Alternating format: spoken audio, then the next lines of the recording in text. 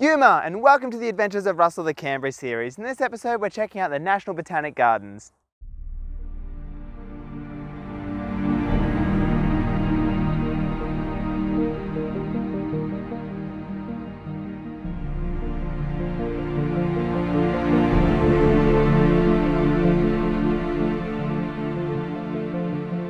The Australian National Botanic Gardens have their origins in 1933 when the Federal Capital Advisory Council approached the Minister of the Interior with the recommendation to build a botanic garden.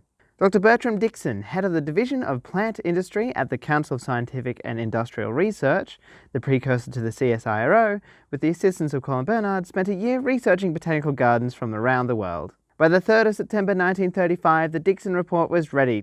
The report suggested the garden be situated at the lower slopes of Black Mountain, with space for gardens, an aviary, stables for horses if needed for yard work, and a staff of 59, to the cost of £12,000 per year, or roughly $1.1 million today.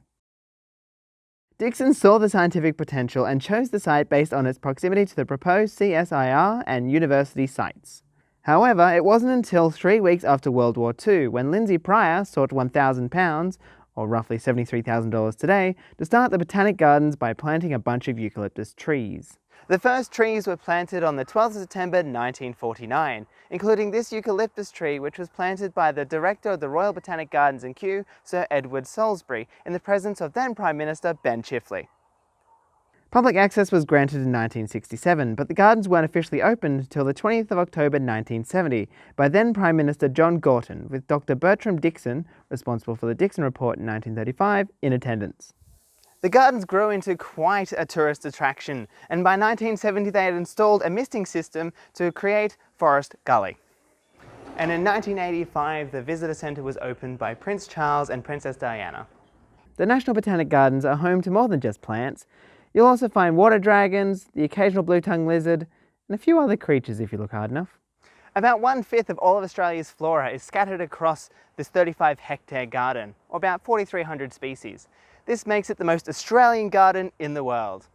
The National Botanic Gardens are more than just a garden. They are also a seed bank, housing over 5,500 individual seed collections. The seed bank has become increasingly important due to climate change and the human impact on the environment. The seed bank functions to conserve, research, propagate and supply seeds of Australian flora. The seeds are collected from the wild instead of within the gardens, as there is a high chance of hybridization due to the proximity of similar plants to each other. For the plants that need a tropical environment, the gardens have a set of glass houses that simulate a tropical environment. The most recent addition to the gardens was the Red Centre Garden, which cost $2 million and was opened on the 31st of October 2013. If walking around the gardens all day isn't your thing, then maybe you might like to try a spa treatment at the Jindy Spa, or to sit down and have a coffee at the Pollen Cafe.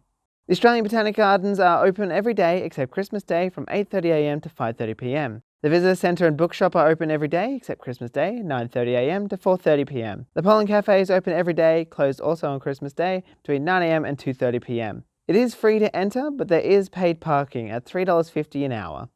The Australian National Botanical Gardens had humble beginnings as a report in the 1930s and have now grown into a national botanical institution for all Australians to enjoy.